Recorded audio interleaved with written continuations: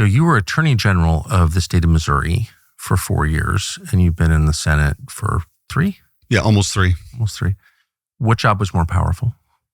Well, I think the Senate is sort of the apex of how you can affect a number of things, but the Senate in many ways is kind of broken the way it's currently constituted, and Yep.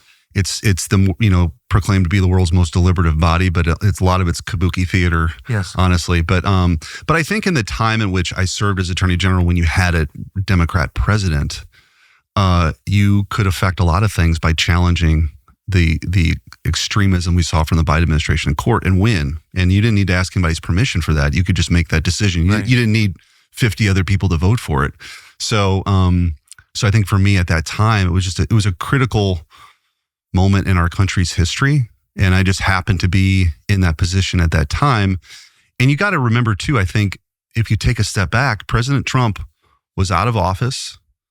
And so this responsibility sort of fell to a relatively unknown group of people to kind of hold the line, which is why, the last line of defense and how to beat the left in court is the title of the book, because I felt like we were really holding the line for the country until reinforcements could come. And thankfully they came with President Trump.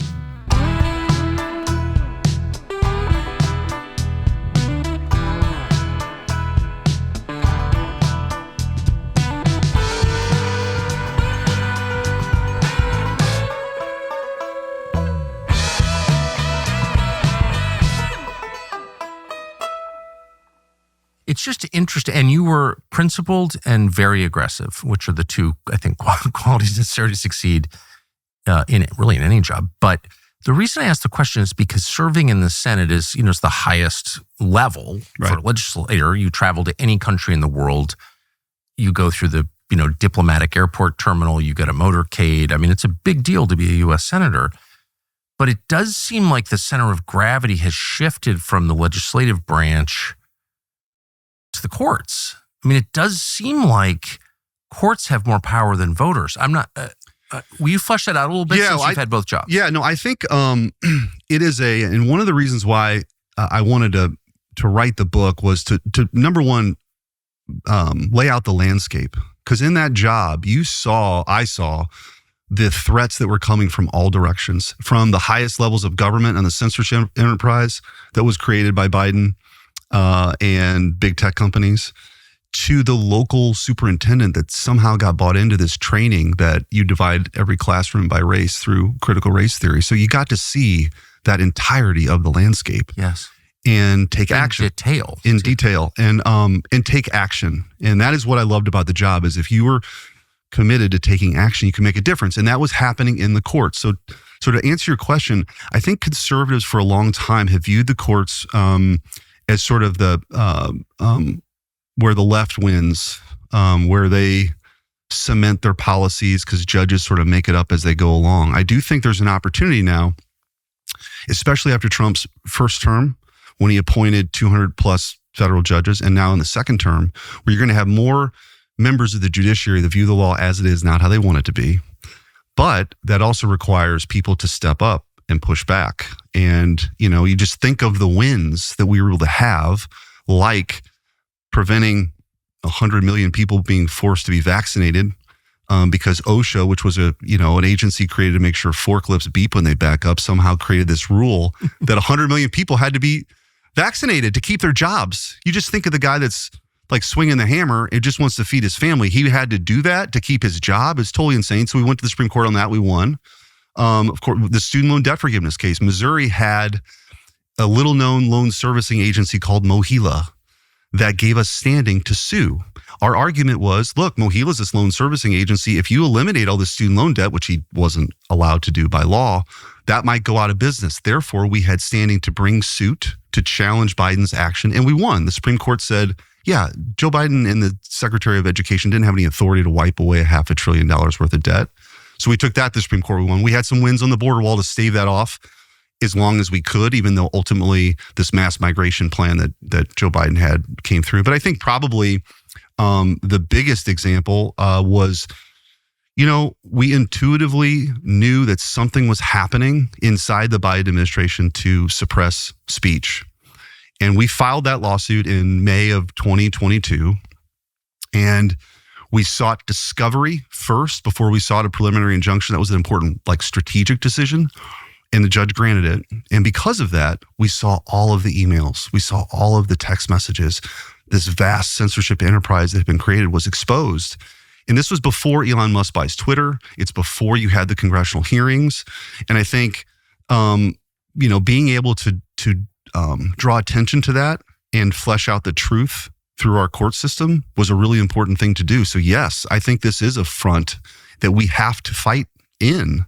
And that's what this is. This is sort of hey, we took on, when school districts were forcing 5-year-olds to wear a mask all day long, we sued 65 school districts in the state of Missouri, and we won. When the biggest cities in Missouri were forcing people to wear masks all day long and close businesses, we sued and we won. When we took on ESG, we launched an investigation against some of the biggest banks in the world who controlled nearly half of the assets in this country. We opened up an investigation because we were saying that their actions violated antitrust laws. They backed away. So really the story, I think, is there requires a lot of courage, right, to go do this stuff. But if you do it, you find out that when you're in the arena, what people are really looking for is authentic leadership, right? People can spot a phony. And if you really believe this stuff and you're fighting for the people, the kid who's have to wear the mask, or the deaf student who couldn't learn, we would get, reports of these things that were happening in school districts, that you can fight for those people. And as Attorney General, I was able to go do that, and we were able to score some big wins. And also, it lays out, I think, a playbook for the future, because this isn't the last of it. You already see the left-wing lawfare machine coming out to try to stop President Trump's agenda, which is inherently disruptive of the status quo, which is a good thing. So they want the status quo to come back. We want things to change, and you're going to need people who are aggressive to defend those things too. It's also a really sad story. Because none of this should have to happen. I want to ask you about the details, particularly of the censorship regime, in a moment. But first, it seems like an attorney general in an ideal society would be fighting crime, not trying to push back on social policy changes made in the courts. That's the legislative branch's job, because it's the most democratic arm of government, obviously. So it reflects most precisely what the people want. How do we get to a place where every big social change, from abortion to gay marriage to censorship to COVID, all of this stuff is determined in the courts? And where the hell is Congress? Right. Well, Congress has abdicated its responsibility to a lot of these administrative agencies over the decades, right? And so, honestly, some of the court actions that you take on, this is a little bit in the weeds, but the Chevron deference that existed, where essentially the court said, yeah, we're going to defer to these agencies because they're the so-called experts. Well, that got blown up, and that's a good thing now. In Congress actually now has to write laws that are more prescriptive. We should do that, but Congress has abdicated its responsibility for a couple of reasons, but most notably, I think, because many congressmen are able to say, I voted for this greatest bill in the world, but I can't believe what the EPA just did. Well, that's not good enough anymore, I don't think, right? You've got to rein in the authority of these agencies that have gone completely rogue. And it kind of starts with Woodrow Wilson in this progressive era. Yes. It's hypercharged by FDR. And then this monstrosity, by the way, which has existed and grown in Republican and Democrat administrations over the years. One of the things I think that's most exciting about what President Trump is doing is he put together this group of disruptors to disrupt that. And so, but look at the hue and cry that comes out in DC when you're trying to pare down the size of government. People lose their minds. And why, again, the courts are going to be really important here, because President Trump and whoever the executive is certainly has Article 2 core powers to control programming and personnel, right? And the Democrats don't want him to go do that. Now, the good news is he's by and large won these cases. There might be a district court case here or there, but that ultimately, as it makes its way to the appellate courts, the Supreme Court, President Trump is winning on this front. So again, I think it's a testament to the idea we have to be willing to fight, whether it's in the legislative branch, in the executive branch, or in the Article 3 branch, for the things that we hold dear in this country, because they're constantly under assault by the left. That's for sure. It's pretty obvious now that this country is getting weaker than ever, meaning the population is unhealthier. That's what MAHA is about, trying to counteract this long-term trend that's culminated in a disaster. Americans are so unhealthy, we can't staff the military. And it's really, really sad.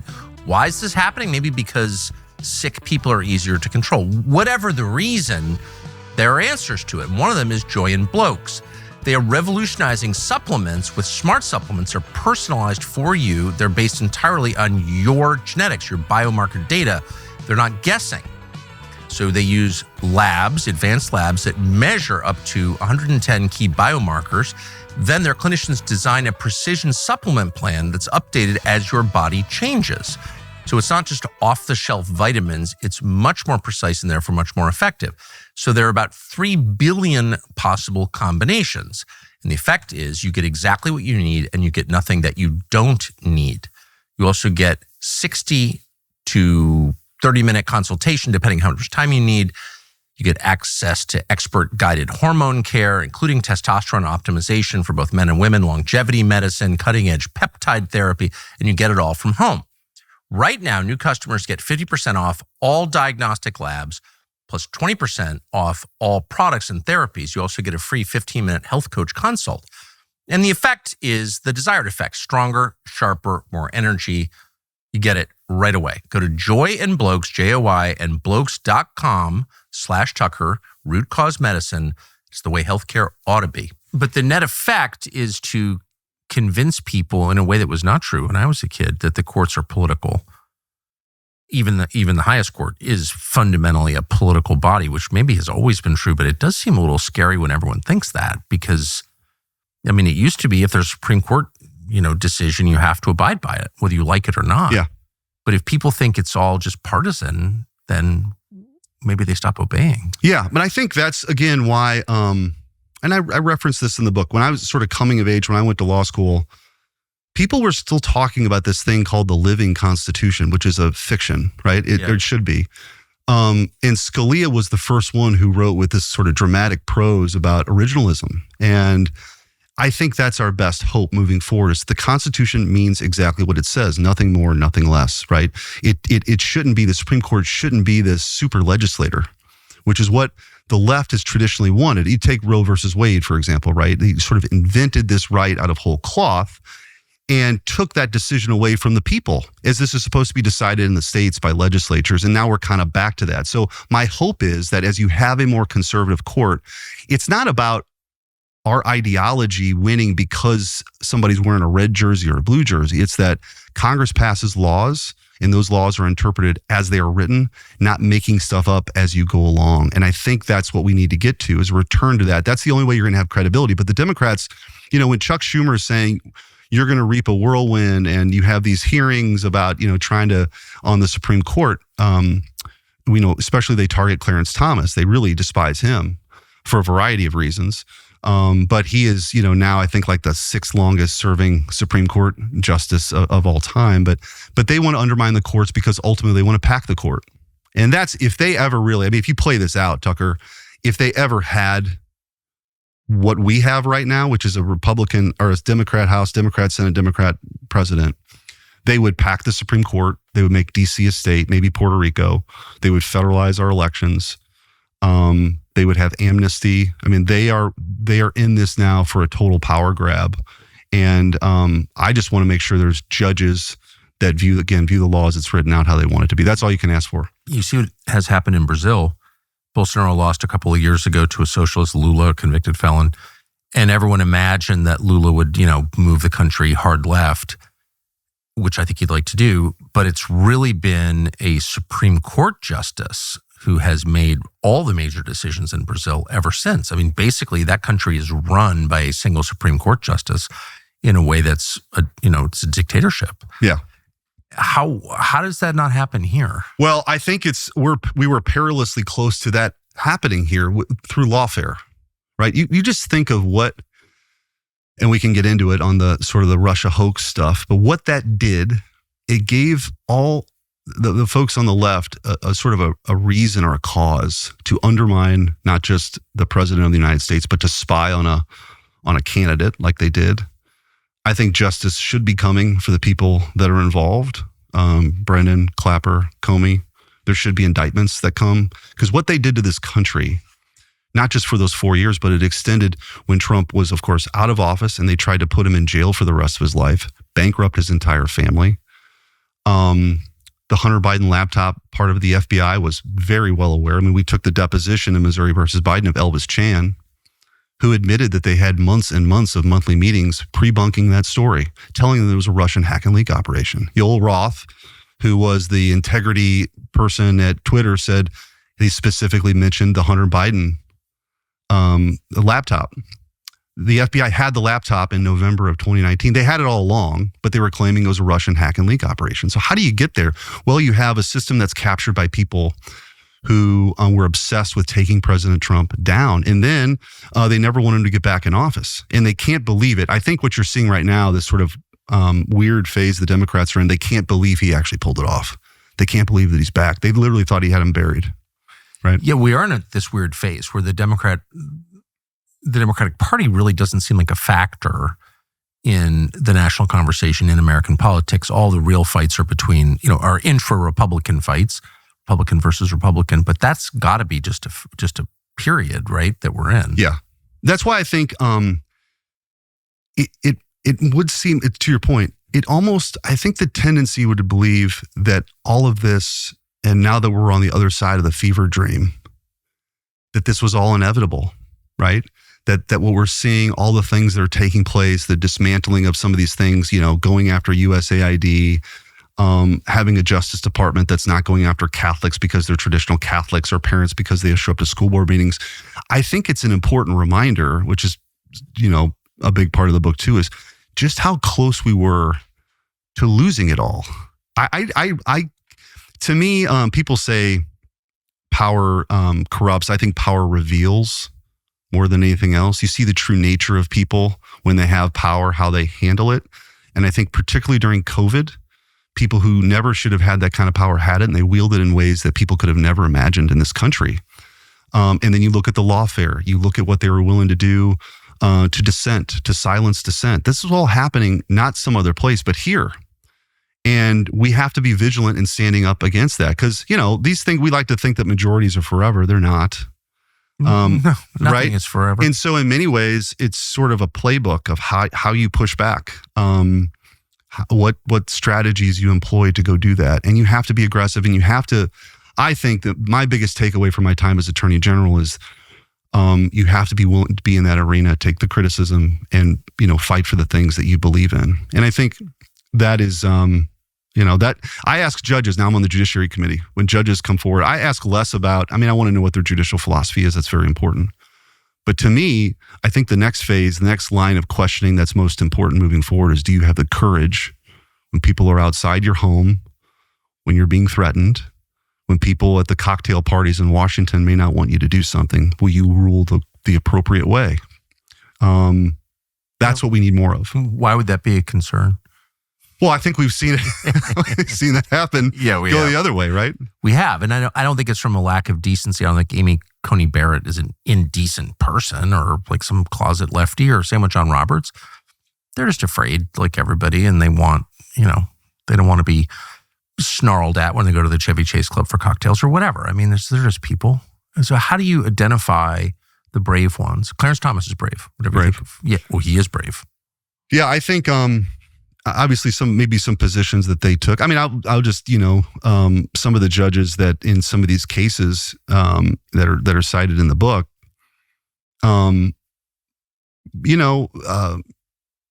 basic in the Missouri versus Biden case when we got favorable rulings, not only the district court, the appellate court. Really went on a limb and said this is the most egregious violation of the First Amendment we've seen in American history. When you look at the sprawling expanse of the agencies that were captured by this. Okay, so would you mind telling that story just from beginning to end? Because I think even people who are interested in the topic may not fully appreciate what happened. So the Biden administration comes in, and on the third day in office, start to begin to hammer this home. Now, there had been semblances of this that predate the Biden administration, in that the FBI, for example, when we took the deposition of Elvis Chan, he was the FBI guy in Northern California that's working with the big tech companies, okay? Even in the Trump administration, the FBI was working with Democrat staffers to connect with big tech companies to look for things to censor under the guise of Russian disinformation, right? This was the thing. Again, it's kind of a legacy of what that hoax really meant for the country, that foundation was laid down for a lot of folks in the administrative state or the deep state, whatever you want to call it, as a way to undermine an agenda under the guise of this is misinformation or disinformation. So when Biden comes into office, all these agencies that are galvanized, you're mentioned, actually very ironically, Tucker Carlson was mentioned, Alex Berenson was mentioned, RFK Jr. were mentioned in these emails about people promoting vaccine hesitancy or these sort of things that they wanted to stamp out. So you couldn't have a debate, right? You couldn't have a debate about things. They just wanted those voices silenced, deplatformed. And so how do you do that? Well, since it is so obviously unconstitutional, every child knows that. Well, that's correct. The government can't do it, and they shouldn't be able to outsource it either, which is what was happening. So they're outsourcing their censorship to some of the biggest companies in the history of the world, and so we had some sense of this. So here's a company we're always excited to advertise because we actually use their products every day. It's Merriweather Farms. Remember when everybody knew their neighborhood butcher? You look back and you feel like, oh, there was something really important about that, knowing the person who cut your meat. And at some point, your grandparents knew the people who raised their meat so they could trust what they ate. But that time is long gone. It's been replaced by an era of grocery store mystery meat boxed by distant beef corporations. Ugh. None of which raised a single cow. Unlike your childhood, they don't know you, they're not interested in you. The whole thing is creepy. The only thing that matters to them is money, and God knows what you're eating. Merriweather Farms is the answer to that. They raise their cattle in the U.S., in Wyoming, Nebraska, and Colorado, and they prepare their meat themselves in their facilities in this country. No middlemen, no outsourcing, no foreign beef sneaking through a back door. Nobody wants foreign meat. Sorry, we have a great meat, the best meat here in the United States, and we buy ours at Merriweather Farms. Their cuts are pasture-raised, hormone-free, antibiotic-free, and absolutely delicious. I gorged on one last night. You got to try this, for real. Every day we eat it. Go to merriweatherfarms.com/Tucker. Use the code Tucker76 for 15% off your first order. That's merriweatherfarms.com/Tucker. Wait, can I just ask, I mean, there are lawyers involved in every decision that the executive branch makes. So White House counsel signs off on that? Sure. Yeah. And by the way, in a weird quirk of history, James Baker, who was the general counsel for the FBI, yes, goes and after he does his stint at Brookings, goes and is the general counsel for Twitter. So one hand washes the other. They were more than willing to work with the Biden administration to censor points of view on that platform. So you have people who were in this kind of ecosystem all along that were it didn't take much convincing, but the Biden administration knew that they needed to silence this sort of level of dissent. It was Hunter Biden laptop. It was certainly during COVID, any kind of questioning of election results or whatever. I mean, all this stuff was on the table. And what they did is they worked as we took the deposit. This sort of plays out. But Jen Psaki's at the podium, if you recall, saying, we're flagging things that we find offensive for Facebook. Joe Biden is threatening to take away Section 230 protections. What's Section 230 protections?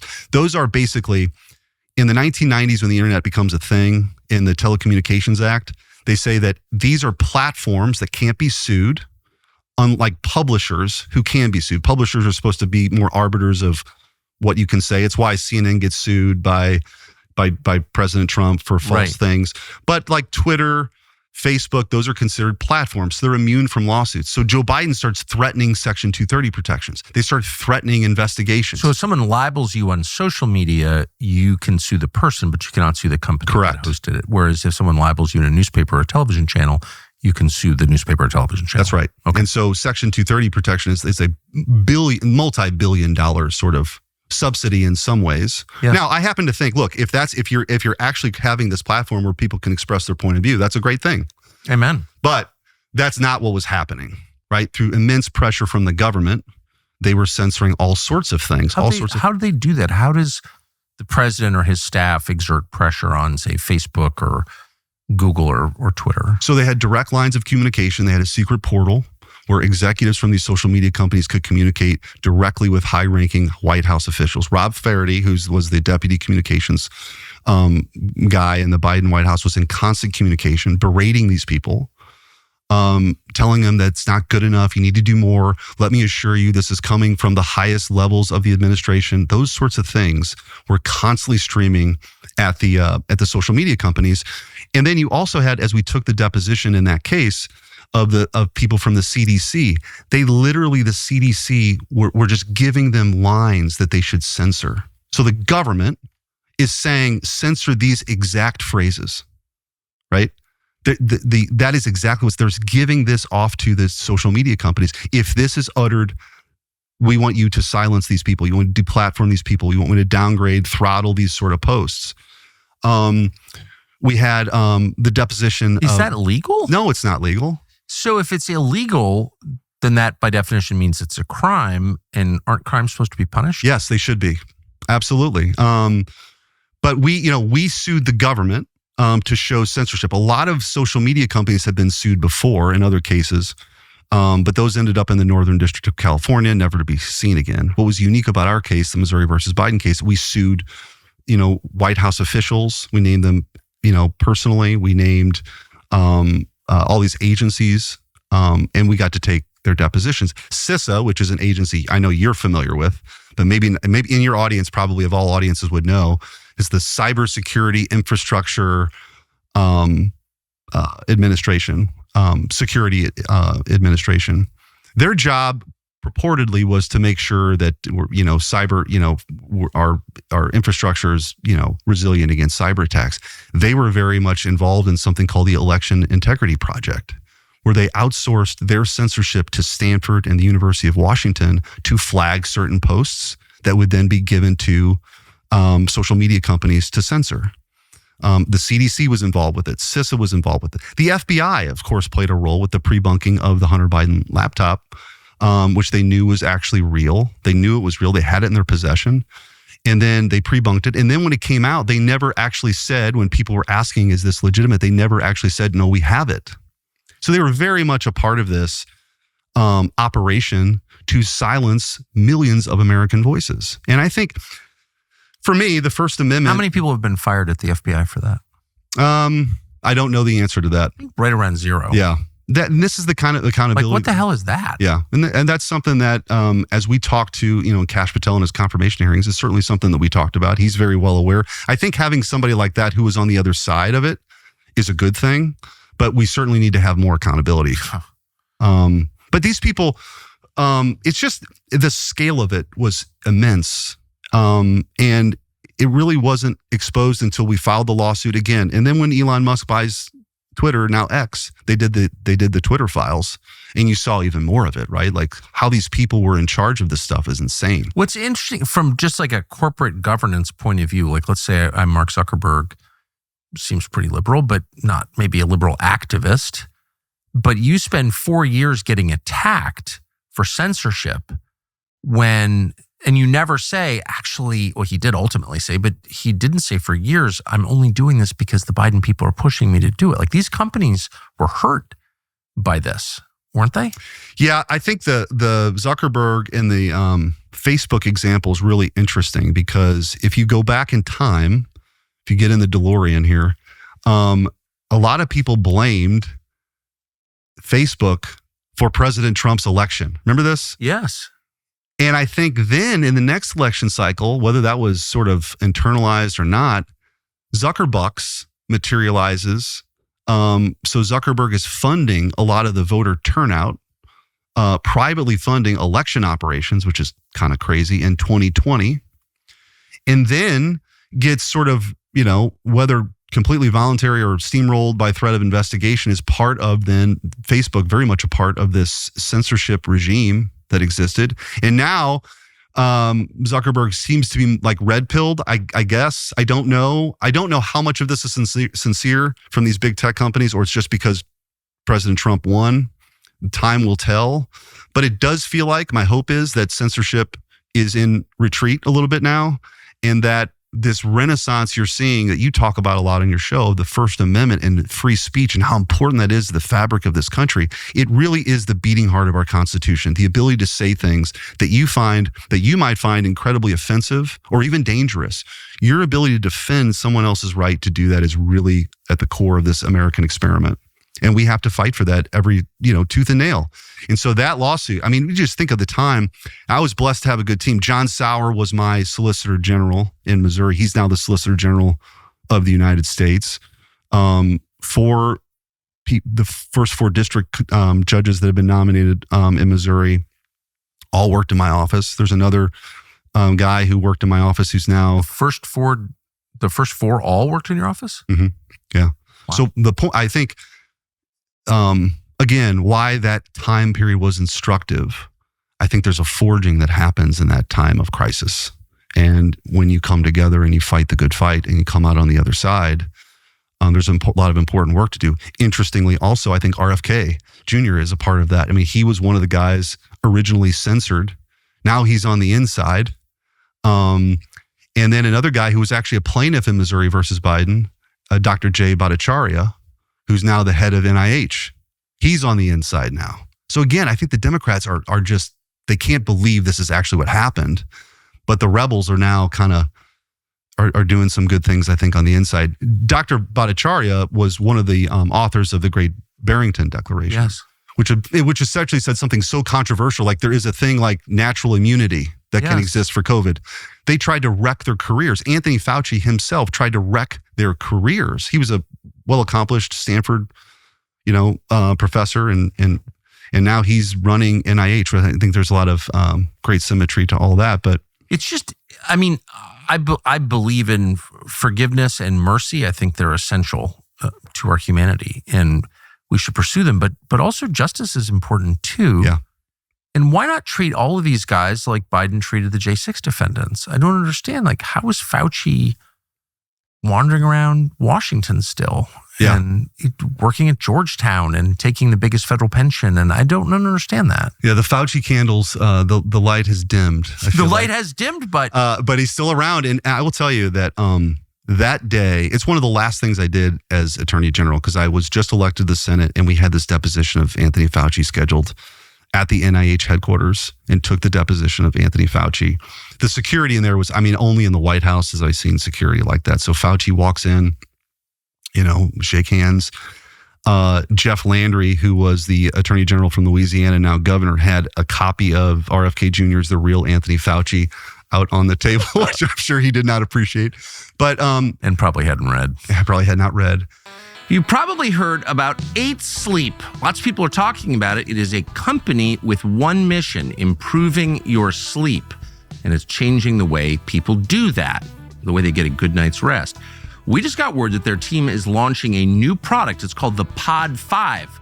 It's an original and innovative mattress cover, plus a blanket that uses precision temperature control to regulate your body's sleep cycles and give you the perfect sleep, which really, really matters. It can range all the way from 55 degrees to 110 degrees, meaning that you're covered no matter what. It's like electric blanket to the next level, but also a cooling blanket. So it makes you sleep better. Temperature has a massive effect on the way you sleep. By the way, it also detects snoring. And then it adjusts your bed position to reduce or completely stop it. So there are a lot of ladies in America who are going to be grateful for this product. Everybody who works here will tell you, because they all use it, that there's no better way to be alert, productive, and happy than by sleeping well. And 8 Sleep really does help. Visit 8sleep.com/Tucker. Use the code Tucker to get $350 off your Pod 5 Ultra. If you don't like it, you return it within a month. That won't happen. We think you'll love it, but you can if you want. 8sleep.com/Tucker. That deposition took all day long. And you get, in that kind of setting, you get a real sense of a person. And he said, I don't recall like 174 times, which says a lot. For a guy who proclaimed to be the science and knew everything, suddenly he couldn't remember much at all. But when he was confronted with some of the actions early on in COVID, again, I think people, there's a the Czech writer, Milan Kundera writes the struggle of man against power is the struggle of memory versus forgetting, right? And so I think it's important to remember these things. Very early on, when it was pretty obvious that this came from a Chinese lab called the Wuhan Institute of Virology, right? Like, what was the Jon Stewart thing when he confronted Colbert, I mean, it's one of the maybe few smart things he's ever said. Is like, maybe it wasn't a bat who mated with a penguin. Maybe it was this virology lab with the name on it in Wuhan. but anyway, it was very obvious early on because of the sort of secretive funding. And basically, to take a step back, in 2014, the United States basically said, we're not going to participate in gain of function research anymore. It's very dangerous. Basically, hypercharging viruses that can sweep through the world just to find, a vaccine that might stop it. It seems like a bad idea. It sure does. Okay, so we don't do that anymore in this country, but through the Eco Health Alliance, it's funded. And it's being done in Wuhan, which did not have, by the way, the safety protocols necessary to do this kind of work. Apparently not. So unleashed on the world, China lies about it. The World Health Organization, which is bought and paid for by the communists in China, they lie about it. And then all of a sudden you have this global pandemic. Fauci knows immediately the problem here, and it could come back to him.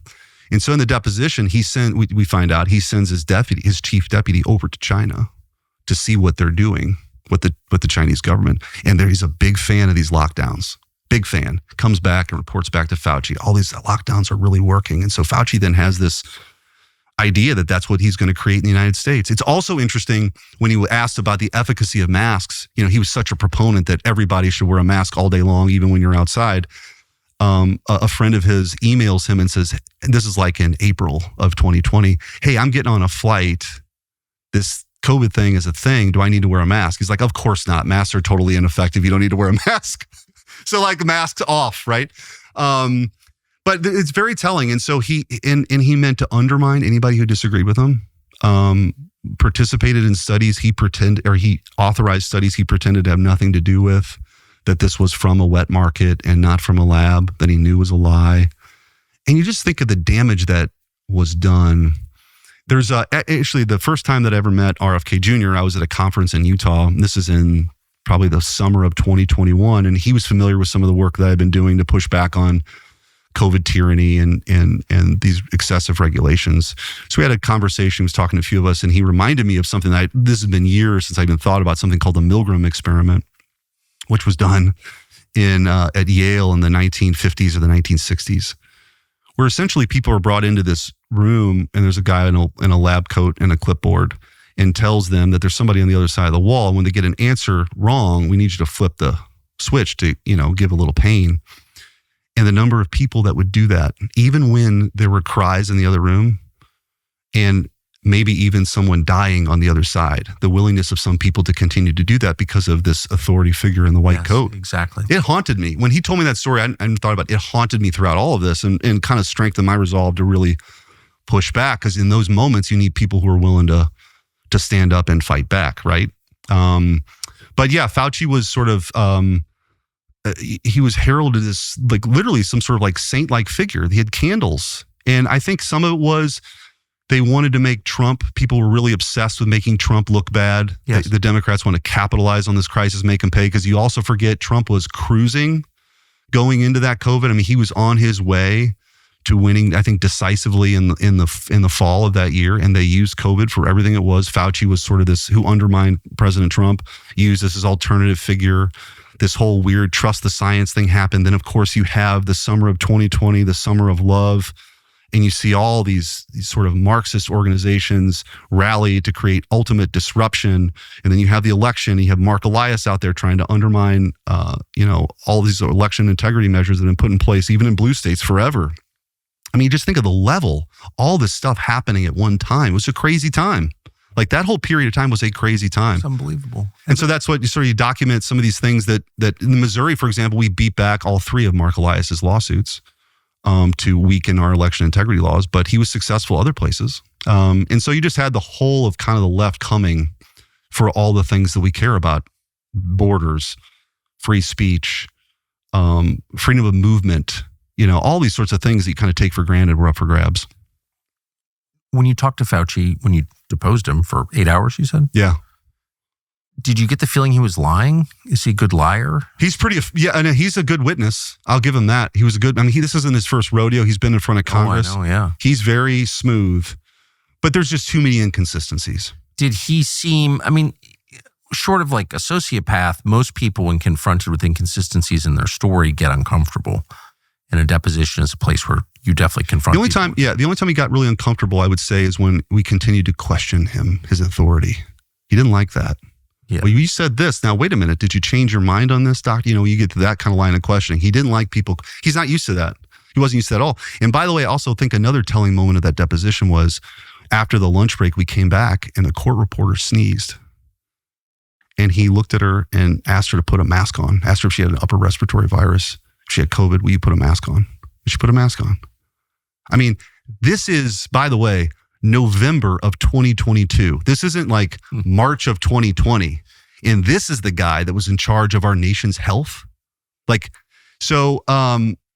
I think COVID became a time where these weird masks became it was the ultimate virtue signal, almost like having the stupid sign in this house we believe out in your front lawn thing, right? It became like a way of distinguishing people who were a problem. The othering that happened in our society is really dangerous. And I think, families and friendships were destroyed over all this. That's the kind of power this little guy wielded. And he's not been held to account yet. What do you think the real story was? Where did COVID come from? We assume it came from the lab.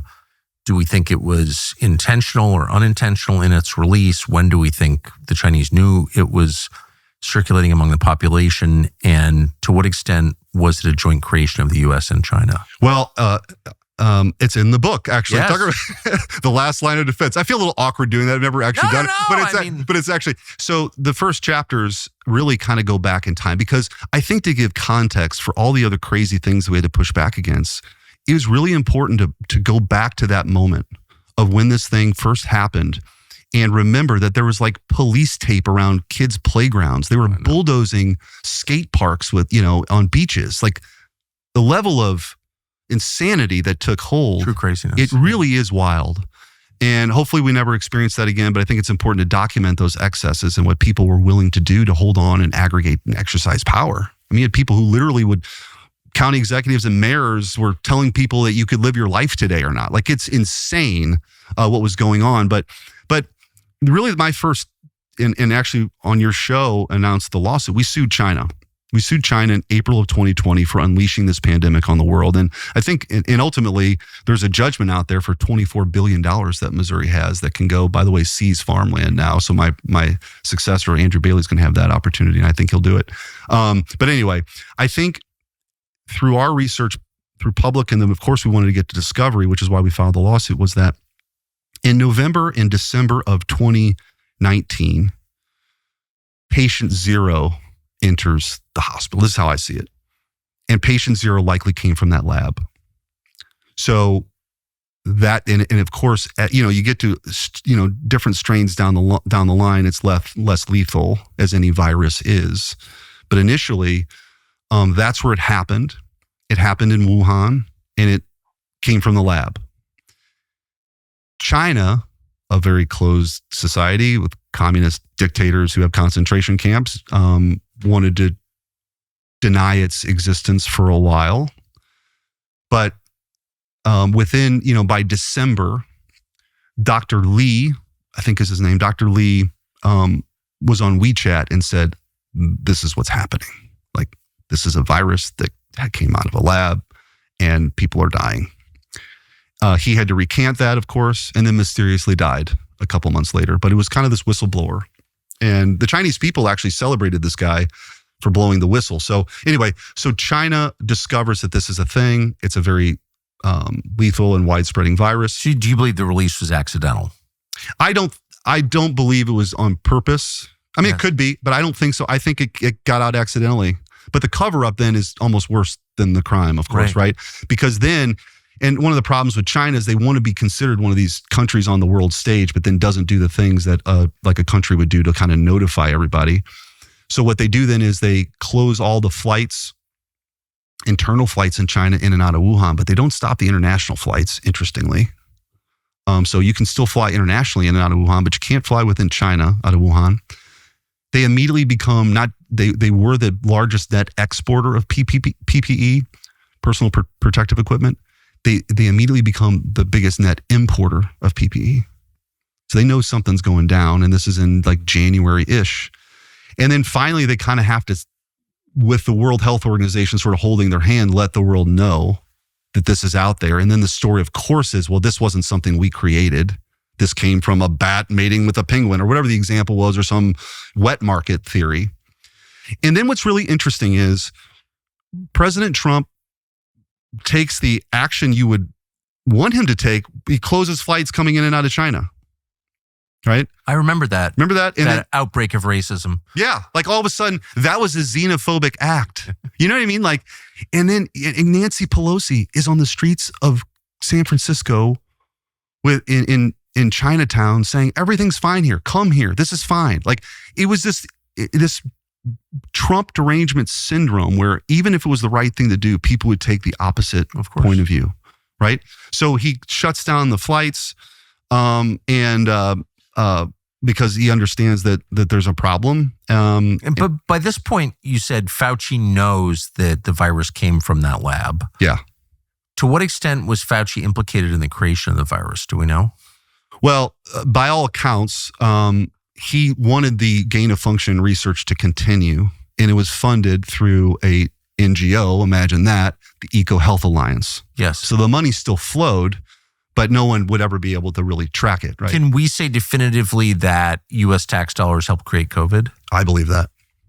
I mean, whatever you think of COVID, a lot of people did die of it. Yeah.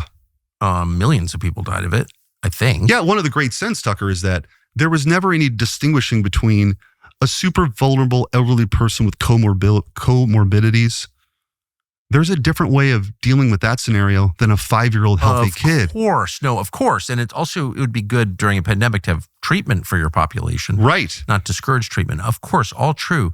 I guess I just want to linger on the fact, you just endorsed it, that U.S. tax dollars were used to help create this virus that killed millions of people. And I feel like the fact that no one's been held accountable there is I don't know why. That's a good question. I think that there ought to be. I think that there ought to be hearings. I think Fauci should be at least brought before Congress at this point, right? At least. Why hasn't he been? I don't know. Yeah, I don't. Not on the committee. I certainly would love to see that happen, and I think that there ought to be accountability. And this shouldn't go away. Do you think that too many people were implicated in it? Maybe. It feels to me like this was very much a sort of an inside operation because the government. Well, in fairness, the United States government said we don't want to do gain of function research anymore. But we did through the funding that flowed through the Eco Health Alliance, right? Of course. So that's how everything works. Yeah. They can't do censorship, so they outsource it. Correct. They can't assassinate people, so they outsource it. I mean, everything is. Well, and think about what we just went through, and I don't want to. We go back to this, but look at this USAID stuff. Yeah. Right. Like I just led the rescissions package to claw back $8 billion plus of that, which is like the ridiculous stuff like gender sex surgeries in Guatemala and DEI trainings in Burma and Sesame Street in Iraq, all this ridiculous stuff that the American people are rightly pissed off about. There's no line item in the budget for that. Like there's no line item for that. It's just the money goes to this Institute for Peace or all these BS names that exist out there, and they do a bunch of crazy stuff. And then you have to kind of go on the back end and pull it back. And my hope is that when you have an administration like the one we have now, and I do think they're kind of getting a handle on this. They paused a lot of the funding. They've eliminated USAID altogether. They're bringing it into the State Department. That's progress. Like that's a good thing to do. But you got to stay vigilant on this because there's a lot of people in the administrative state that think they know better. They're the expert and they don't care what a senator or a congressman or even what the people believe or think. They know better. And that's the kind of thing that has to be ultimately like disrupted and dismantled completely. And that's one of the reasons why I think my experience as AG now in the Senate, that's my focus. Like, I don't, that's what I want to do. I want to get rid of all that stuff that people hate back home. But anyway, yeah, I think that, so he sends his deputy over there. He's a big fan of the lockdowns, comes back and begins to undermine President Trump.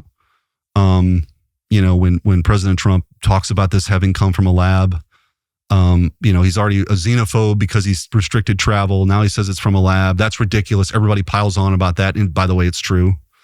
So I think that this combination of Trump derangement syndrome and this obsession with power, and the left, they couldn't have believed their luck to have a pandemic that they could move all the things that they wanted to move on. Sure. And it certainly reduced the United States relative to China on many levels, but economically, most obviously, it really gravely damaged the U.S. economy. And, we're still dealing with it. But I guess I just can't get past this question of how did the virus come to be and who paid for it? And the downstream effects are history changing and terrible for the United States and terrible for the families of those who were killed, et cetera, et cetera. But somebody did that. Yeah. And I don't understand how Republicans can control all three branches and we don't have an answer. Yeah. I think ultimately the Department of Justice should take a look at this stuff, as they should on the Russia hoax. I think there's a lot. It's a target-rich environment. Let's just put it that way. I think of the places that they could go. Yeah. Sorry. It feels like since it's been 5 years that we're going to get to a point where it's like, we're never going to. No, I know. Right. Which is, by the way, one of the reasons we filed that lawsuit was we felt like if you could get into discovery phase, which again, you're suing a foreign country, we were able to slide into one of the exceptions. There's the Foreign Sovereign Immunities Act, which generally means you can't sue foreign countries. But I think one of the clever things we did here is we said, no, this falls into the commercial activity exception to that, meaning if you're going to be controlling hospital systems over there and you're going to be controlling PPE, the flow of it, you fall into one of these exceptions, and the judge agreed. But I think the other thing for me that became clear is the epicenter of the global supply chain network runs through China, right? That became very obvious. Yeah. Right. And so for me, my son has epilepsy, right? He relies on multiple seizure medications every day to stay alive. And it occurred to me, 90% of our pharmaceuticals, 80% of our pharmaceuticals come from somewhere else, mostly China. The raw materials for it. Including the seizure meds? Uh-huh. Yeah. Oh, wow. So think about it. What if China just decides to stop producing that stuff or poison that stuff? One of the reasons why I'm a big proponent and I think it's good for our economy too is we got to onshore a lot of the stuff that was 30 years ago sent to be done somewhere else. To take that specific example, so the seizure medications for epilepsy, including the ones your son takes, they're not made in the United States? No, they're sourced. All the source materials for the most part of not just anti-epileptic seizure meds, but most things that people take on a daily basis are derived from China. Yeah, but not just vitamin C or even, but drugs that you will literally die if you don't have them. Those would seem like priorities. How hard would it be to have those drugs specifically made in the U.S.? Well, I think President Trump has identified this as a priority. It's certainly something we've talked about. I think for whatever reason, that stuff went somewhere else, like so many other things. But that has to be brought back home. At a minimum, like countries that aren't communist regimes that want to throw people in concentration camps and have global dominance, right? So, but we should do that stuff here. It's a national security issue. Like, by the way, the critical minerals that we rely on to make fighter jets and iPhones, like this stuff, we got to bring that stuff back home. And I think you're seeing that play out in some of the trade deals and the investment that's happening now. But yeah, but that occurred to me. And I also think one of the wake up calls here, which everybody kind of had a breaking point with all this, mine was probably the realization of how reliant we were on China for things, and one of the reasons why we moved forward on the lawsuit. But also, if you recall, Tucker, this letter that over 1,000 public health officials signed during the George Floyd protests. Remember this? They're saying everybody had to stay home. Remember, this was you couldn't. People were protesting anything else. They had to stay home. But if you were going to attend a Black Lives Matter protest, the rules didn't apply to you anymore. I think for members of the Democratic Party's militia, the youth wing. Yeah. Like that was like, I think for a lot of people that I've talked to who weren't like in the thick of it, they actually have lives and families that are outside of this stuff. When they saw that you got a license to go out and protest quote unquote systemic racism, you could go do that, but you couldn't protest something else that, like, at that point, it was very obvious what this whole thing was about. And you saw, I think, the entire apparatus of the Democrat Party, these NGOs, bricks are being delivered mysteriously by, organizations when the sun set. I mean, all this stuff was meant to sort of create the kind of untethering that's necessary for something much bigger. And they were all in on that. I just worry that people are losing all confidence in the system. And when people I know who are moderate and sensible and well-educated, smart, will believe anything at this point, just absolutely anything. And the reason they'll believe anything is because so many things they believed in turned out not to be true. And there was zero accountability, and has been zero accountability for really anything other than January 6th that I'm aware of. And I just wonder if the people in, making the laws and crafting the regulation in Washington understand that the whole system at some point becomes at risk because the population's like, I don't believe anything. Right. Well, I agree with you. And one of the reasons why when President Trump was creating his cabinet and going through the confirmation process, he has put together a team. And by the way, this isn't going to happen overnight. I think this confidence that you're talking about, this lost confidence, lack of confidence in institutions is a real thing. And by the way, in many ways, rightfully so, right?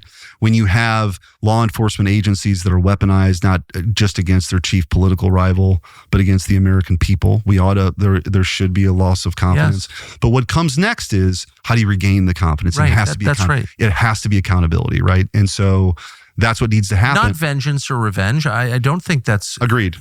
A good thing. And by the way, not to do the same thing that they did, to target a political opponent because of a political opponent, but rather to say, you did something that was terrible for our country, which basically relies on self-governance and accountability. I mean, that at the end of the day, right, that's the ultimate thing. People in Missouri can send me there, they can send me home, they can send me back. There's some level of accountability that comes with the way our constitutional republic.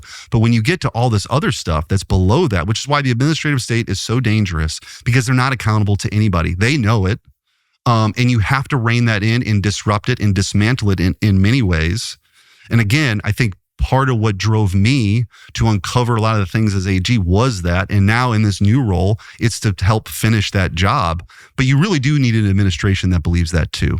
And I don't think I can't think of any administration in the last 100 years that is invested in rooting that out as this one. I agree. I just, there's a lot of emphasis on, people who are criticizing Bibi on college campuses and everything, which is fine. But I'm getting to the point, and I know a lot of the people, I run DOJ and I really like them and think they're decent people. And I agree with them on most things. However, like the BLM riots, COVID, censorship, like you got to get to the bottom of this stuff. Epstein, sorry to say it. Yeah. I know no one wants to hear it, but it's just not because I care that much about Epstein. It's like the perception, however, that some people are above the law is the most corrosive possible perception in any society. Yeah, no, I agree. And I think you just take this Russia Gate stuff. Here's another great example. I think, it's so corrosive is the right word of how it infected so many aspects of law enforcement. Think about it. All the time that the FBI is spending trying to protect Hunter Biden and get Trump out of office, or going after parents or Catholics, like the FBI is supposed to go after the bad guys, right? Like help clean up the streets in Washington, D.C. or in St. Louis or in New York or wherever. Like think of all the resources pulled away to go do all this other bullshit that the Biden administration wanted to do. It really is a tragedy. And so I do think that there's some opportunities coming up for the Justice Department to go do that. And the Russiagate thing is front and center. Just think of the idea that Hillary Clinton, who, by the way, was working with the George Soros organization to come up with this ridiculous theory to deflect from her emails, right? Her email scandal, they needed something on Trump, and they concocted this thing out of thin air that he was some Russian asset or was in bed with Putin on stuff. And then they sold that to the intelligence agencies that bought it and then convinced the president of the United States, Barack Obama, to spy on the guy who was running for president who happened to be a Republican. And then they continue to lie about it, and still, by the way, continue to lie about it to this day, about their role in undermining not just like our system of like that two people are running against each other and the American people get to decide. They did everything for a 5-year period to undermine not just his agenda, but his presidency.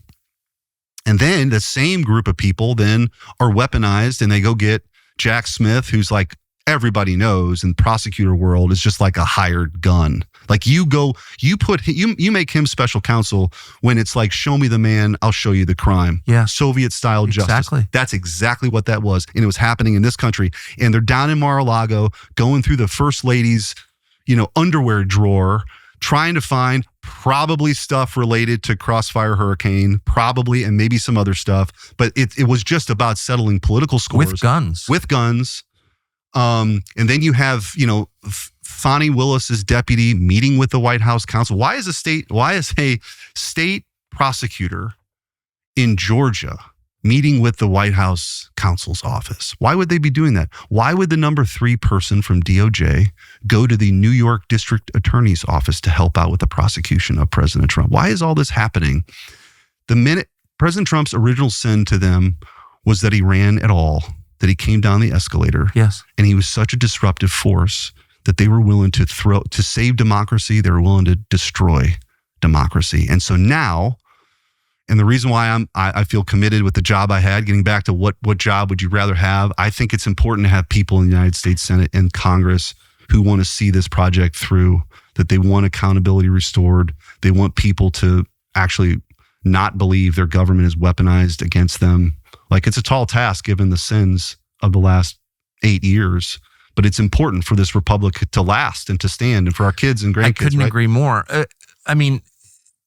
You've got more relevant law enforcement experience than a lot of people running DOJ. Sorry to say that, but it's true.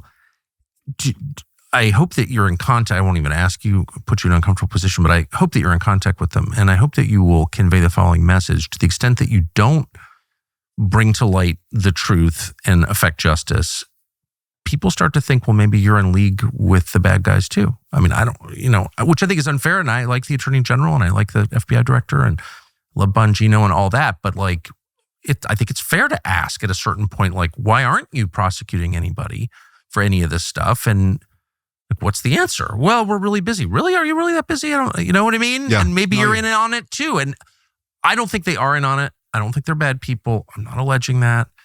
But a lot of people will start to think that very soon unless they act. And I hope you will pass on that message. I will. And I think what people are looking for is action. There's no doubt. Yeah. Yeah.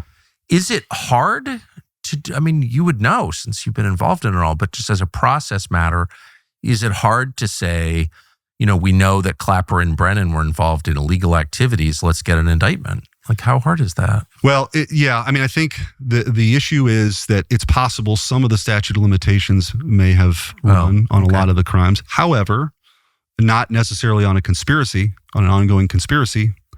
And there's also no presidential candidate immunity. Hillary Clinton doesn't have immunity. Now, Barack Obama likely does, ironically, because of the U.S. versus Trump case, where John Sauer, who's now the Solicitor General, who's my Solicitor General, argued successfully before the Supreme Court that official acts, you can't have ongoing. No.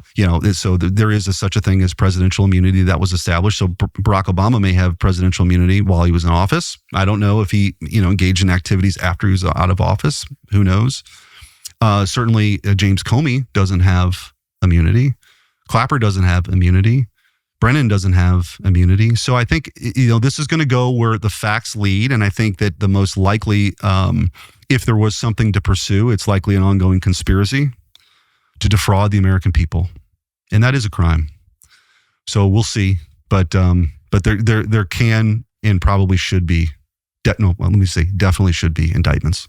Dan Bongino, who's taking a lot of crap for the Epstein thing, but I can verify, since I know him well, is a good man, decent man.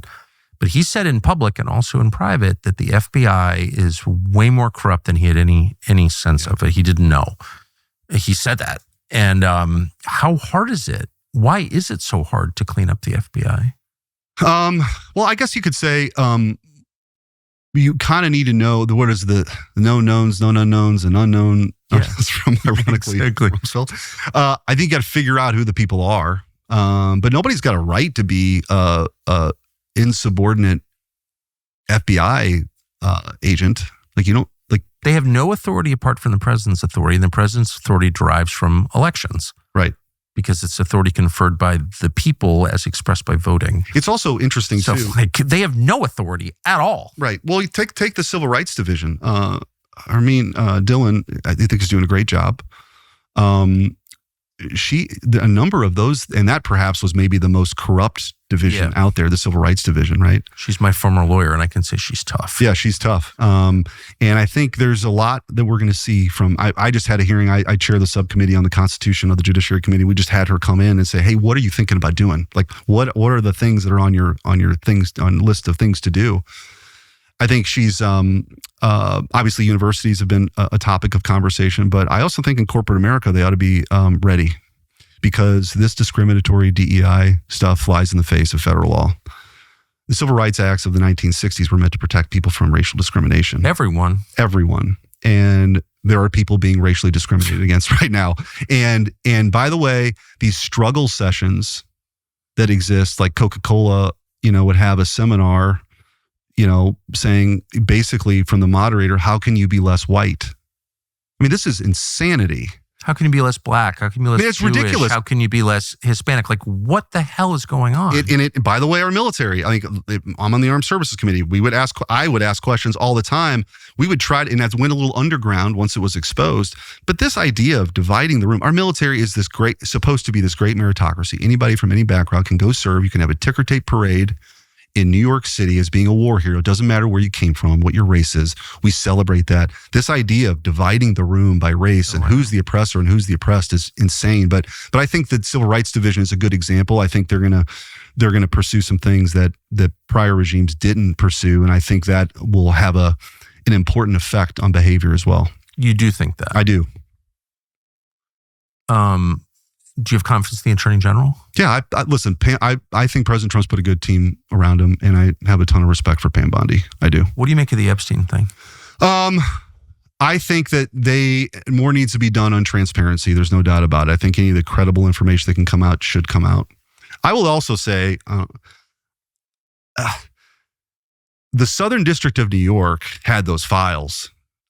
James Comey's daughter was the lawyer handling this in the Southern District of New York. So weird how that works. Yeah, so I don't know what that means, but I do think that more transparency would be a good thing. You often hear, now you're in a position to receive classified information. I'm sure you have meetings in the fabled skiff from time to time. We often hear, we can't tell you that for reasons of national security, reasons of privacy, whatever, all these different reasons. We have more than 1 billion classified federal documents. Like, why? Yeah, there should be I agree with you, and I've heard you talk about this before. There's just way too much stuff that's hidden behind what's so-called classified. A lot of that stuff should never be classified in the first place. It's sort of a great way to never have to have transparency with the American people. And by the way, contributes to this lack of trust that you're talking about. I think the more information you can get out there, the better. And by the way, I do find it hilarious. Sometimes we have these all senator briefings. Yeah.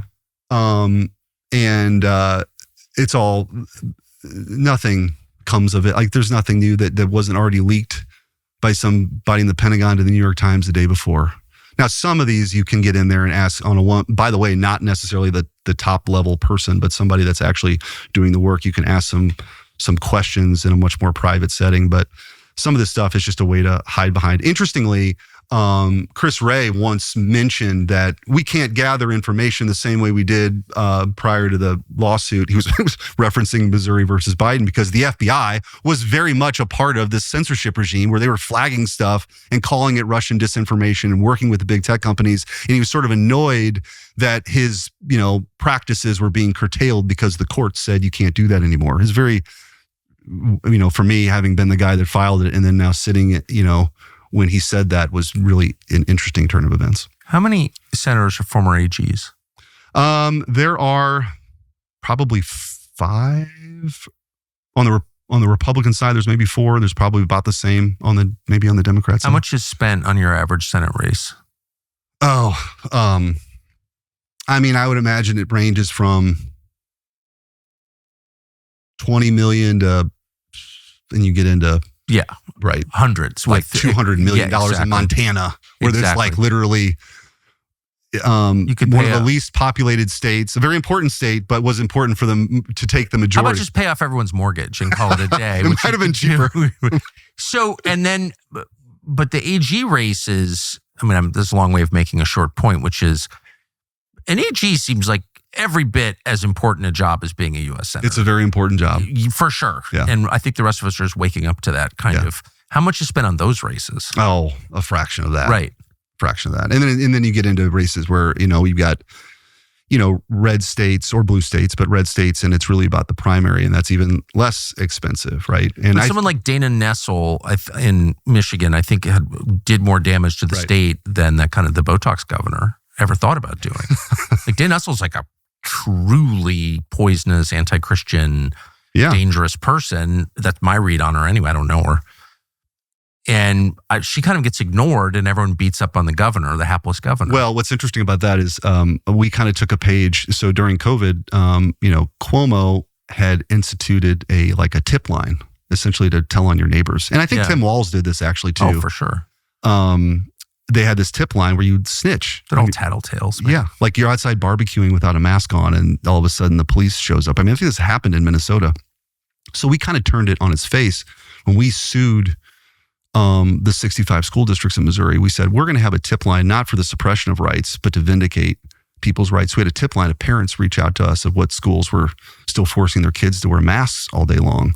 And I'll tell you, Tucker, in some of the dark, lonely moments of this fight when, now it seems very settled, like that was a terrible thing to be doing to kids. But back then, not everybody, I would get interviewed by reporters locally in Missouri who were still in their cars because they couldn't go in the studio with masks on, asking me questions about, you're trying to, sue a school district for not. Why do you want to kill the kids? Right, exactly. Those are the questions that they would be asking. So many kids died of COVID. Right. So with the stories we got coming in were just devastating. There was a kid in one school district who, because she refused to take her mask off, was meant to sat on a stage by herself in the cafeteria to eat lunch by herself away from the other kids. We got emails from a parent of a deaf child. So this is just killing my kid. My kid can't see any, can't pick up language the way that normally picks up language. The extent to which these adults who should have known better were just willing to do all this. Oh. It's terrible. Like it's terrible. And so I think you just never let that happen again. And by the way, these are the same people that say, well, once we have a vaccine, that things will change. That didn't change anything. And by the way, it didn't affect transmissibility, of course, but then you were censored for saying that, even though it was true. So again, the sins of that era should, not be forgotten because we can't let it happen again. Well, they also are the basis of the society we're living in now. It changed everything. It changed people's attitudes toward each other, toward the state, changed the economy, changed the culture up and down. Spiked the suicide rate, shortened the life expectancy, increased drug and alcohol addiction exponentially. I mean, things fell apart. Yeah. Now, I think the one thing, particularly from there, I think you're seeing this with a lot of younger, especially males, who came up during that era. And by the way, writ large, kids of that generation now that grew up with that are much more conservative than any generation that preceded them, because I think they saw what was happening to their social networks, their schooling. And I think it's part of the reason why you're seeing kind of especially young men who are also being told that you're the reason why everything is terrible. I would disagree. I don't think they're conservative as much as they're radical. I think they're way more radical than Republicans understand. I think they're really radical. I don't think they're going to vote for Democrats anytime soon, but I mean, I think that their views are so different from your average 75-year-old Republican senator. Yeah. Oh, I would agree with that. 100%. Is there an appreciation of that? I don't know that everybody sees that, Tucker. I feel like I try to be a voice for that. Because, and I ran statewide 3 times in 6 years in that era. In Missouri, you get a real sense of kind of what's really going on if you spend the time getting around talking to people. And that's my sense of it too. So you've held 3 elected offices. Yeah. Treasurer, AG, senator. Well, I was in the state Senate before that, actually. State Senate. Oh, gosh. Yeah. When I was 31 years old or whatever that was. Wow. Yeah. I got into, it's interesting. Everybody has their own path. For me, it wasn't anything I was thinking about. And then my son Stephen was born. Yes. In 2004 and was diagnosed with a rare genetic condition called tuberous sclerosis, which there's tubers that form in different organs, including his brain, which has affected his development. And he has epilepsy seizures nearly every day. But he's nonverbal. Stephen will be 21 here in a few days. But seeing him go through that, including a 4-hour seizure and being in the ICU for over a week, I kind of went through this process. As a child? Oh, yeah. He's like 2-3-year-old. And he would have them every few months that we would be in the hospital. And in the 4-hour seizure, they were on the last medication they could give him. He had to wait 20 minutes. And I remember there was like a red digital clock on the wall. It had the seconds, ticking by, and had to wait 20 minutes before they could try a new med. And he's seizing the whole time. And all I could do was be there with him and pray. My wife had to leave the room, and I would just pray the whole time. And the last one worked. They were about ready to induce a coma, so we almost lost Stephen that day. But it's something. But anyway, you go through. For me, how did you keep your family together? Like, how do you have other children? Then we later had 2 daughters, Sophie and Olivia, who were great. But we did, we wanted to have more kids. I think those things, Tucker, you go one of 2 ways with your faith and your family. And for us, it strengthened our family, my wife and I, and even my faith. I went through a process of discernment. I'm Catholic, was educated by the Jesuits, and there's this process of sort of like trying to figure out what you want to do with your life. And that was an inflection point for me. And I wanted to do more than what I was doing. I made partner in a law firm. That was great. I was building a career and a family, but I felt like there was something more to do. So I was Why would that strengthen your faith? It doesn't seem like an obvious response. If you grew up Catholic, you go to Catholic schools, and then the toughest thing that can ever happen to a man happens to you. And so why wouldn't you say, well, God has abandoned me. There is no God. This is too horrible. Like, why would that strengthen your faith? I think it certainly gives you a perspective on what the things you can control and what you can't control. Yes. And so much of think of the original sin. Really, it's just trying to become God in the Garden of Eden. And I think that it does. Look, there's a mourning that it never totally goes away. When I go to a baseball game or something like that, and see a dad with his son that's about Stephen's age, or kids go off to college and do those sorts of things that Stephen will never get to do. Stephen will never be married and have kids. And that's tough as a dad. That's really tough. But I would say that from that, I've gained a much greater perspective on the things that are important, the things that are real. And he's a happy kid. And when you see him, when he sees you or sees me, if he were here right now, he'd be walking around, he would give you a big hug and that kind of thing. But the minute that I see him or wake him up in the morning, he's just got this just look of joy on his face. And, really? And people have asked me, what do you think heaven is like? Heaven is that, to me, that second or two where I feel that just intense, unadulterated, unconditional love for my boy times eternity. That must be what it's like, where all this other stuff that's not important, isn't important, and that's the closeness you have with God, your creator, forever. And so Stephen has taught me a lot of things, and it was my inspiration to enter all of this, and still is. I've heard, I have known parents with a child with Down syndrome say something similar, that for all of the, obviously the tragedy and the sadness and the difficulty, that there's something about the child that like just radiates joy. What? I think Damien and I've talked about, I think he's our little angel that teaches us all the time. And I think there's an innocence there with Stephen, and our job is to love him and protect him. And there's something, kind of unique about that. So I think for me, it's, this is going to be, sorry. This is like what is it in the Jerry Maguire movie, the Rod Tidwell, Roy Firestone moment where I cry or something. It's all right. No, but it's hard to explain, Tucker. It's such a touchstone for me that it's what's really important. And so there's something that also that I try to think about is this indifference. And when I mean my indifference is it's not you don't care about something. It's that whatever, and St. Ignatius Loyola talks about this, whatever comes your way, you make the most of it.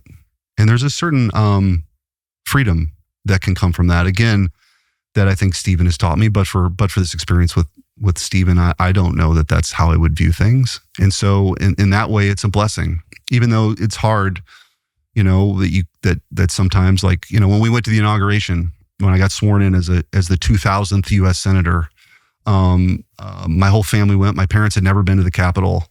I had only been there a couple times. I mean, I was in Missouri, and we don't fly, so we drove. We drove from St. Louis to Washington. And looking back on that, like, you think, oh man, that's a lot.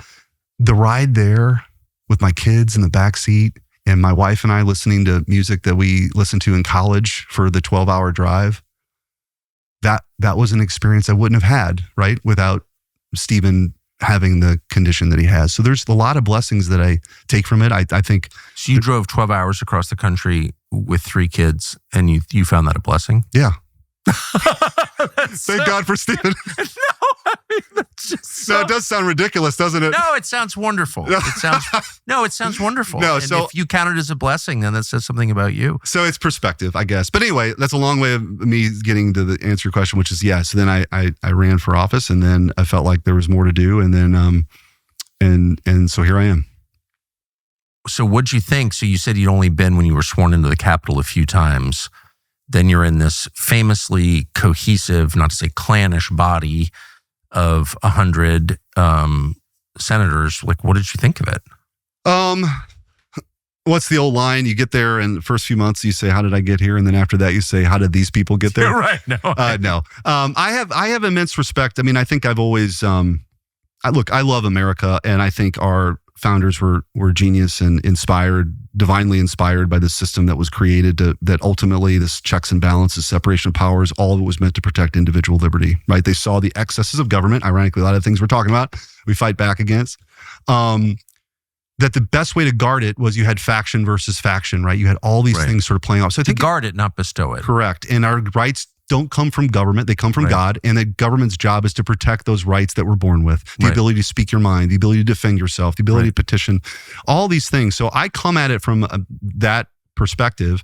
So I treat it as such. Like I think it's a very important role that you play. And I think our system is important and designed to protect, this very important experiment, but ultimately human dignity and flourishing. And so that's how I come at it. Look, are there things about it that are frustrating? Absolutely. Like my first 2 years there, when Chuck Schumer was in charge, you hear about this world's most deliberative body.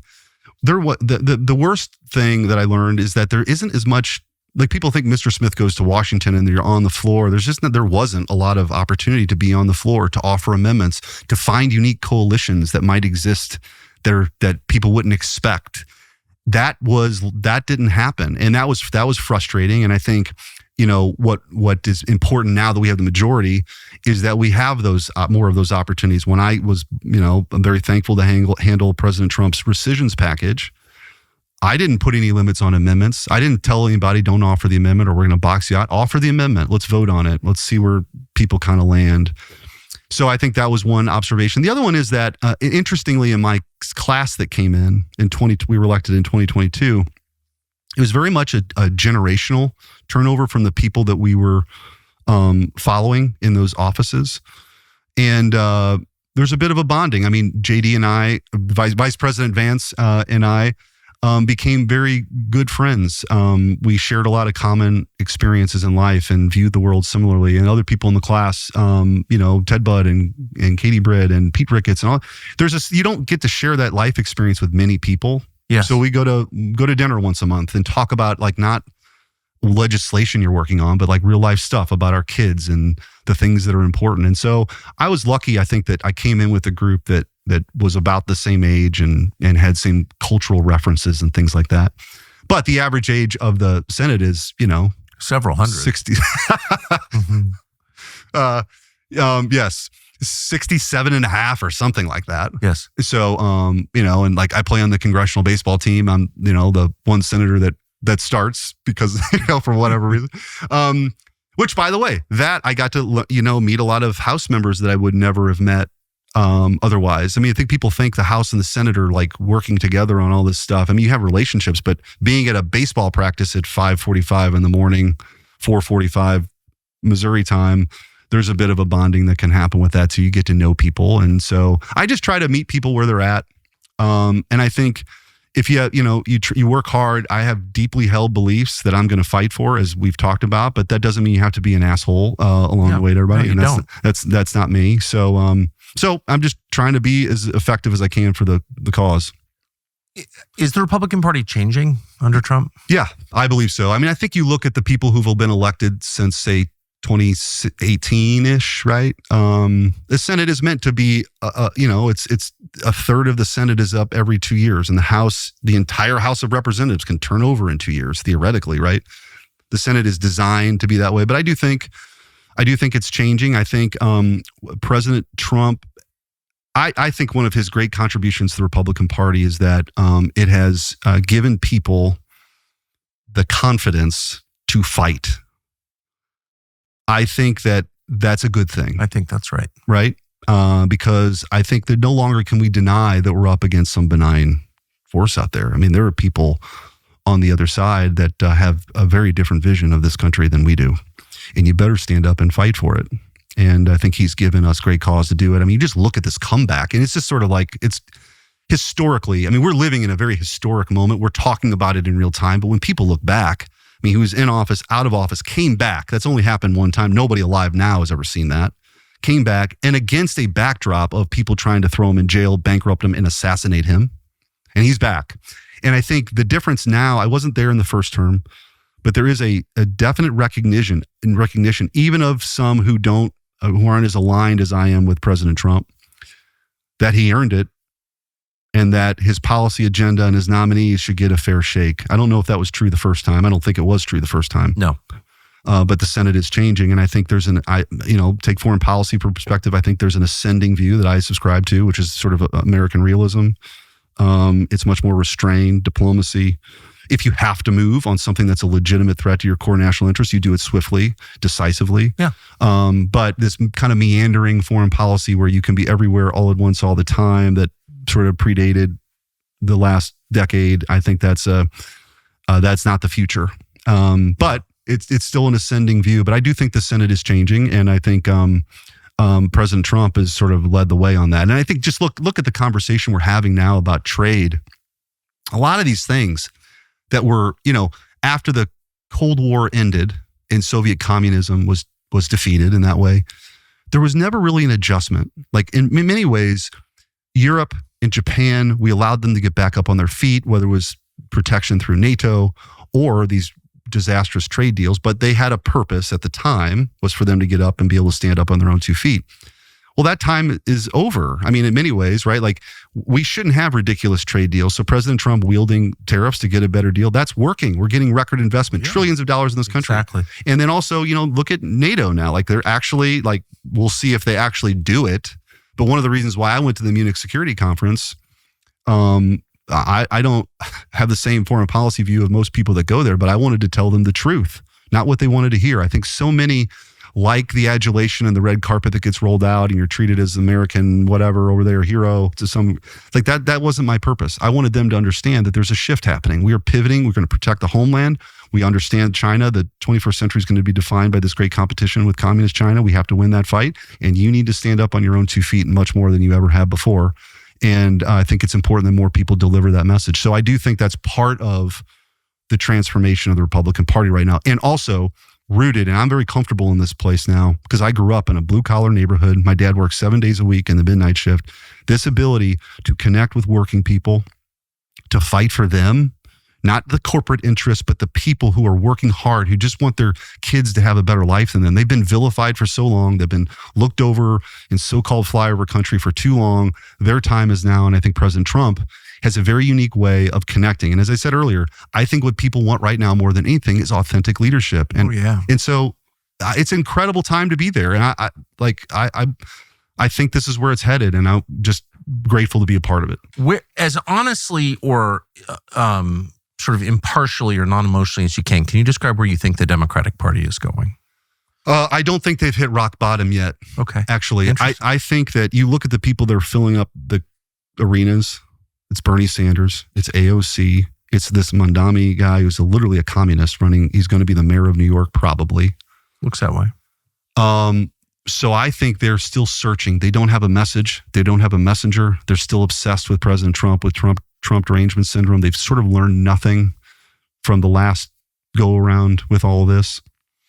And, just things that used to be, there used to be kind of a, by the way, a Washington consensus isn't always, it's usually a bad thing. But there used to be kind of a belief that borders were important. Yeah. I don't think they believe that anymore. I think if you really press the rank and file Democrat in Congress, they believe in mass migration. They don't think that lines on a map, they think that lines on a map are arbitrary. They'll never win with that. Right. I know. And I don't think they'll get away from it. So I think you saw some self-reflection after the election, but they're falling back into the same mass old migration stuff. Has made everyone's life worse in this country. It has. And I think that you look at the Overton window on that now versus 10 years ago when President Trump came down the escalator. Yeah. It's pretty dramatic. It is dramatic. In a good way, right? So I think that oftentimes we get caught up in the daily news cycle. What is the thing of the day? But if we take a step back and we look at how the Republican Party has been transformed, how the country has sort of woken up from this fever dream we talk a lot about in the book, I think that's all positive. Yes. There's more work to do, but I'm optimistic. I think that's wise. You're taking a bigger view of it, and a lot has changed, a lot, and it's good. Here's my one. And by the way, real quick, the other thing that's different, when I was growing up, it was in college in the 90s, this political correctness thing was sort of beginning. And I saw it, and sometimes I would take classes knowing that I was even a contrarian back then, because I loved a good debate, and I've always been pretty conservative. I always was a little jealous of liberals in that they kind of had the high ground on free speech. Oh, yeah. They were right. And I'm glad now, and particularly proud of the work, as we're talking about in the book, of I think we have taken that mantle now. They've abandoned it. They don't believe in it anymore. It's all about power and control. And I think if we maintain this path of fighting for people's right to say things, even if you don't agree with them, is a very important thing for us to maintain the connection with this new coalition that's been created in the Republican Party. I agree. So the number of people who believe that on either side is really small, because speech is, of course, a threat to the people in power, no matter what side they're on. That's why liberals went from being, big donors to the ACLU to controlling Facebook. So, because they took power. So right. Nobody wants to be challenged, I think. Only the truly principled, I think you're in the group, are willing to accept challenge to their power, without trying to shut people up.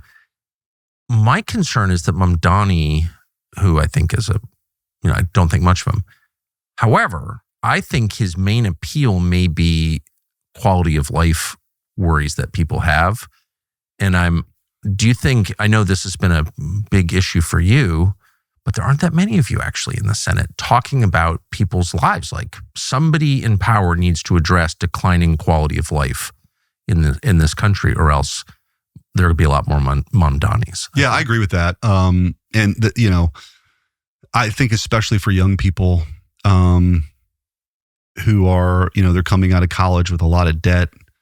They don't, they may not be able to afford a house or have a family, the way things are tracking until they're in their 30s somehow. That's a very different America. And not a better one. No, I agree with that. And I think part of it is understanding the moment that we're in. And you think about, the ability to have a one income family and like that, very difficult to imagine now for a lot of people. And people can choose to do it or not do it, but you ought to be able to have the option. I think a lot of opportunity hopefully will come for bringing manufacturing back. There are twice as many people that work in government than have manufacturing jobs in this country. I think the number was 90,000 factories have left the United States since NAFTA. Yeah. Like, that's dramatic. And I think so that Perot was right. There was a giant sucking sound. And by the way, what's interesting about Missouri, I'm in Maine with you. Maine and Missouri have a connection because the Missouri Compromise, of course, Missouri and Maine came in at the same time, although Missouri took a little bit longer. And on the state seal, there's a belt buckle that holds the seal together. And it was basically telling the federal government that we retain our independence and we may leave because you're screwing us over. So, like, we would unbuckle the buckle. And not that I'm not advocating for that. I'm just saying, even back then, 40 years later, they found out no one's allowed to leave. right, can't leave. Right. But but the point is, it's like this. Even back then, Missourians were skeptical of a government telling them how to live their lives 1,000 miles away. So, I think that. That it's important for us to kind of forge this path where we are providing more opportunity for people. But Missouri's always had this kind of independent streak. If you look at the states where Perot did particularly well, it was in a place like Missouri. Pat Buchanan was somebody that I listened to growing up. And when I said my dad worked 7 days a week in the midnight shift. It also meant that he was home like after school, so he could like go to my games. I played a lot of sports. Or we would watch Crossfire on the one television when you had one television in the living room, and I would watch Jack Kemp and Pat Buchanan kind of thunder away. And they were fighting for the little guy. Oh, yeah. They were fighting for the little guy, and you had Ronald Reagan, of course, then trying to build this coalition too. So anyway, the punchline is Perot was right. This giant sucking sound was real. Letting China into the World Trade Organization was a huge disaster. But it doesn't need to be that way. And I think that's the hope with advanced manufacturing, that we can bring those jobs home. It won't look the same as the 1960s. It won't be an assembly line in Detroit in that way. But I just think people are looking for more opportunities. And I think the people that I grew up around, their parents were truck drivers or cops or factory workers. And I didn't know any lawyers growing up, not one. And but I thought the law gave structure, which kind of, and people, real people, normal people, to pursue their dreams, whatever that was, which is why that's what I pursued. But the people I grew up around, they got dealt this double whammy, which was their jobs went overseas. And then as they're looking for new jobs, those wages get undercut through illegal immigration and mass migration. So it's no wonder people are looking for something different. And we better be the ones that provide that. And I think that we're on the right track. But there are warning signals out there that we better be the ones with the solutions. Because Mamdani's kind of a kook and a commie, but maybe there'll be somebody smarter than him. Yeah, it's the biggest city in the country. So last question about that. I know you're probably not going to drinks with Democrats every night or anything, but are there any Democratic members of the House or Senate who you're pretty sure are going to run for president? Because, of course, wide open on the other side. Oh, yeah. You can look at the theatrics right now. The ones that are stomping on the floor a little bit more. I think, Cory Booker is making some moves. Actually? If you're Chris Murphy. Really? Yeah. So, and look, I think in many ways. So we're safe. Right. I think in many ways, though, it is a competition to be the greatest resistor. That's what's going on right now. Yeah. And I don't think that's right. But that's such a dead end. I know, but they think it is. And it's also why, some of these nominations, which are, I think the last time we had to vote, roll call vote on the ambassador to Uruguay was 50 years ago. But we're doing all that now because the Democrats view this sort of obstruction as the path. And I don't think that Uruguay is a more important ally than it was 50 years ago. No, that's not why we're voting. The stakes aren't higher in Uruguay. Right, yeah. So I think that there's, and Chuck Schumer, by the way, I don't know that he runs again in 2 years. But he hears the footsteps of AOC. Oh, of AOC. So that's where the party's going. They're terrified of that. They're terrified of it because where the energy is on their side. And by the way, that's good news for us because it's just crazy stuff. It's the same old, race essentialism and control, and it just, this green New Deal nonsense that would last forever. If you had a modern Democrat, which is to say an old-fashioned Democrat. Harry Truman, maybe? Yeah, no, but that's exactly right. Yeah. Or the earlier version of Dick Gephardt from your state. Yeah, sure. The, pro-life, pro-labor, Like that guy could win, I think. They've all been run out. I mean, this is a good example actually in Missouri. So Missouri was this ultimate bellwether state for 100 years. It picked the winner, I should say, every time but once. Yes. Adlai Stevenson, the only exception. It was a great bellwether.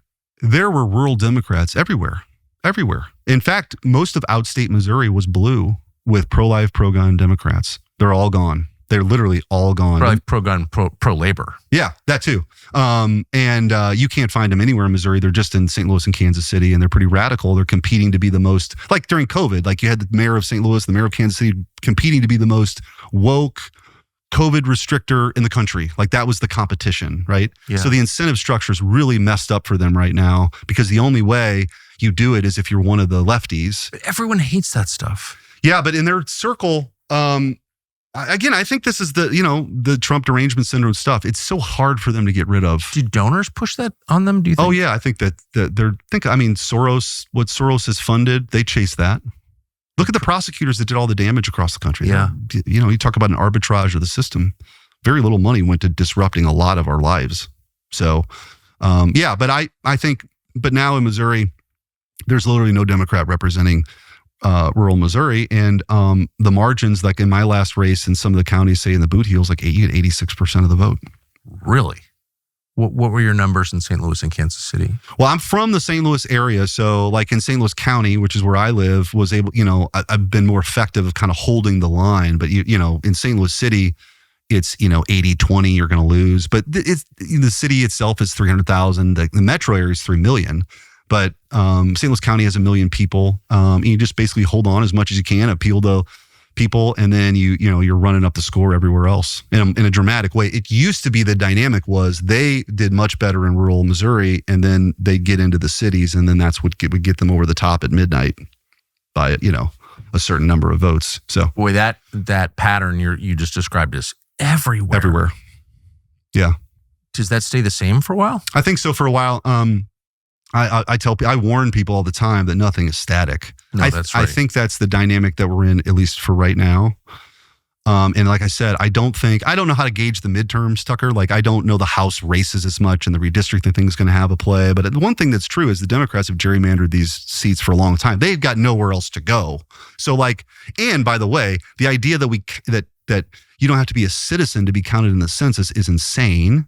California would lose seats, no doubt. Can that be fixed? Yeah, it could be. You could ask the question on the census, and only that would be counted then in the next census cycle. Now there would be legal challenges to that, but I think you can do that. And by the way, it has enormous impact on like federal dollars and how they're doled out. Of course. But I think if the redistricting will affect the numbers, so I don't know about the midterms. I have confidence that will hold the House. The Senate will remain in Republican hands. There's just not that many seats that are in like battleground territory. But longer term, I think we're in a strong position, but we're also going to have to be very mindful, which I love that we've got this new coalition that's kind of, I joked when I spoke at the convention last year that you had Kid Rock, Hulk Hogan, and normal people on the stage. This is exactly the party that I've been waiting for my whole life. And we've got it. And so I want to work as hard as I can to help. You just don't want the party of Bill Gates to steal economic populism from you. Correct. That's when you lose. Yeah. No, and some people will be smart enough to understand it. I think, again, they're you notice how like Beto O'Rourke and all these guys are like cussing more often. It's like, oh, I've noticed. It's like if you can be like, it's like faking authenticity. I know. It's ridiculous. I'd love to talk to Beto's wife. I never met her, but I wonder if she's impressed because I bet she's not. I bet she thinks it's phony as hell. I bet she really does. I bet nobody has more. I'm just guessing. I've never talked to Mrs. O'Rourke, and I doubt her name is Mrs. O'Rourke. But she's got another name because she's so embarrassed. But I bet she's more contemptuous of him than anyone. Yeah, so I think they've, again, I don't think they've fleshed all this out yet. And I think they're in a real troublesome spot, right? You've got this kind of Star Wars bar of leftists that they can't get out of the room. And it's pushing everybody to the left. And I think people will reject that. So there was no moment, because remember for the month after the election, there were Democrats, including Gavin Newsom, who were like, really, this isn't working for us and we should try something new. That never went anywhere. No, I mean, Rahm Emanuel is kind of talking that way as a diagnosis, but in order to get the nomination, that like post-mortem assessment will get you nowhere, because I don't think their base wants to hear that. I think that's right. Their base wants them to fight over everything right now. That's not where the American people are. That's the good news, right? Because Trump got a mandate. He got the And do you see that in the Senate? Yeah. Oof. Yeah. It's in for that place, for that place to operate with 60 votes, that's a different environment, right? Like we're dealing with, and by the way, been very successful, I think, of the 3 stages so far, which is getting Trump's team in place, his cabinet, batted 1,000 on that. Yep. Reconciliation, which by the way, not a lot of people they talked about the one big beautiful bill, the name, but like you've got for the first time school choice provisions in there, more for working families with 529s to save. You've got no tax on tips, no tax on overtime for the truck driver that's working overtime or the waitress that's working 2 shifts. Like that's a big deal. Like that is now there's other stuff in there, but you front loaded money for border, like for deportations, more ICE agents in beds. Like that's all in there. You front loaded a lot of that. So there's a lot of wins there. And then we get to rescissions, which I handled. And that was, probably more difficult than it should have been, but we got it done. Those are the 3 big things so far. So there's more to do, but I think we could do all that with 51 votes, right? Because of just the way the statutes are drafted.